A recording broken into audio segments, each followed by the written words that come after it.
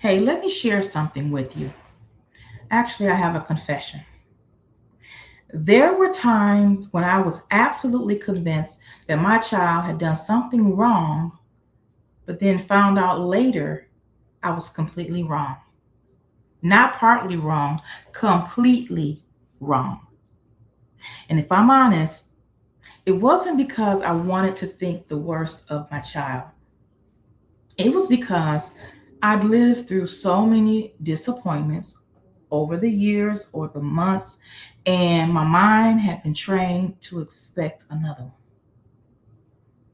right? Can you relate? Maybe. Well, when your adult child has made poor decision after decision, and they've broken your trust, they've hidden things, or they've lied, they've made choices that left you hurt, or maybe even worried or exhausted. And it's easy to start believing that every situation must be another bad decision. Before they even explain, you've already decided what happened. Before you ask a question, you've already reached a conclusion. And I've done that. I've accused my child several times of something because I was so certain I knew the whole story. Then I found out I was wrong. And that was a very humbling moment. I realized I wasn't responding to the facts, I was responding to my fears. And fear had become my interpreter. Instead of seeing what was actually happening, I was looking at everything through yesterday's pain, right? Now, hear me. I'm not telling you to ignore patterns because patterns do matter. In fact, wisdom pays attention to patterns. But wisdom and assumptions, they're not the same thing. A pattern says, I'm going to pay attention. But assumption is saying, I already know you're guilty. And those are two very different responses. One protects the relationship, and the other quietly damages it. If you don't mind, allow me to coach you for just a minute.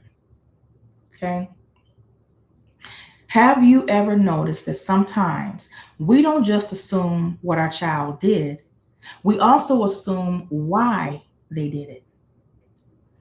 We assign motives such as they don't care, they're being selfish, they're lying again, or they're just trying to manipulate me. Maybe, but maybe not. The truth is, until we know the facts, we're filling in the blanks with our fears. And how many of you know that fear is a terrible storyteller? I've noticed something about me.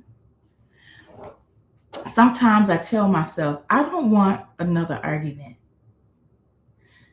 But if I'm honest, I've already walked into the conversation prepared for one.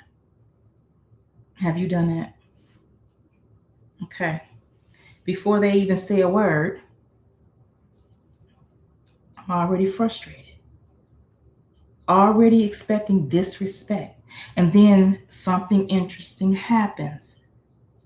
We stop listening to understand, and we start listening to confirm what we already believe to be true, right?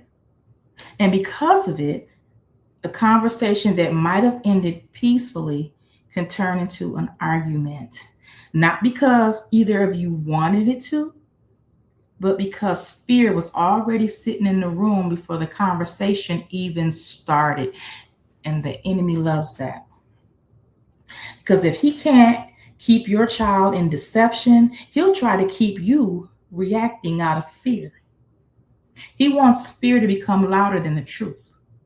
He wants your past pain to become the lens through which you see every situation. But God never asked us to parent from fear. He calls us to parent from wisdom, right?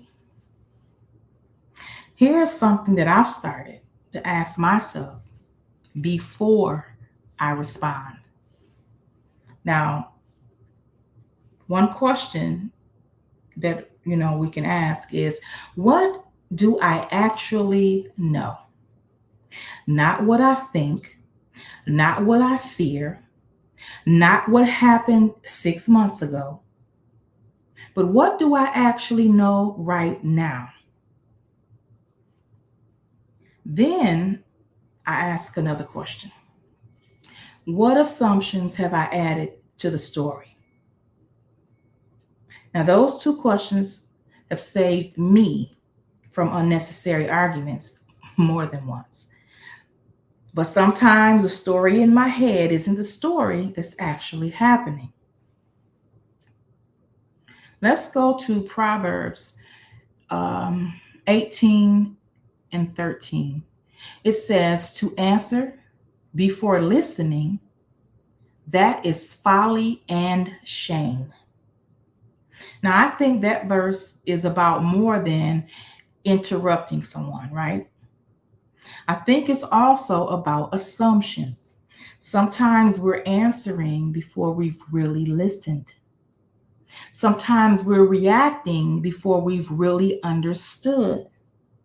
Or we're arguing with a story that isn't even true. So the next time you feel yourself getting worked up, pause. Before you respond, pause. Before you accuse, pause and pray. Ask a question before making an accusation. Seek understanding before reaching a conclusion. I'm talking to me too. I'm talking to you. I'm talking to us. Let's remember this. Your child's history may give you wisdom, but it does not give fear permission to tell today's story. Love them, pray for them, and use wisdom. But don't let yesterday's pain convince you that you've already know what today holds, because you don't. Today is a new day. I need you to remember that. Every day is a chance to start over. Every day is a new day. We are not looking back on yesterday. We are not holding accusations from yesterday, from the past.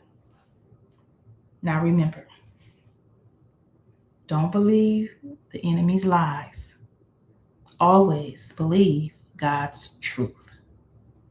I'll see you in the next video.